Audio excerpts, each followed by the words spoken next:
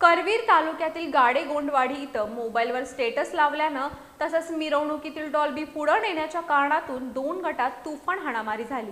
त्यात धारदार हत्यारं तसंच काठीनं केलेल्या हल्ल्यात दोन्ही गटाचे मिळून 6 जण जखमी झाले आहेत। या प्रकरणी परस्पर विरोधी फिर्यादी करवीर पोलीस ठाण्यात दाखल झाल्या आहेत। करवीर तालुक्यातील गाडेगोंडवाडी इथल्या शहाजी पोलीस युवा मंच आणि हनुमान तालीम मंडळ यांच्या कार्यकर्त्यांमध्ये हनुमान जयंतीनिमित्त काढलेल्या मिरवणुकीवेळी डॉल्बी पुढे नेण्यावरून वाद झाला होता। या दरम्यान मोबाईलवरील स्टेटस लावण्यावरून हा वाद पुन्हा उफाळून आला। त्यावेळी सोमवारी रात्री उशिरा इथल्या कुणाल महादेव बुडके, महादेव बाळासू बुडके आणि पार्थ बुडके यांच्यावर धारदार हत्यारानं हल्ला करण्यात आला। यात हे तिघे जखमी झाले। तसंच त्यांच्या विरोधी गटातील प्रतीक दत्तात्रय मुळीक, प्रदीप दत्तात्रय बुडके आणि कृष्णा ठाणेकर यांच्यावरही धारदार हत्यार आणि काठीनं हल्ला केल्यानं ते तिघेही जखमी झाले।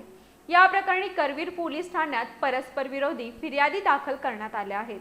कुणाल बुडके यांना दत्तात्रय मुळीक, प्रदीप मुळीक, प्रतीक मुळीक, साहिल मेटील, प्रशांत मेटील, अश्विन पवार, दिग्विजय मुळीक, कृष्णा ठाणेकर आणि राज मेटील या 10 जणांच्या विरोधात फिर्याद दाखल केली आहे।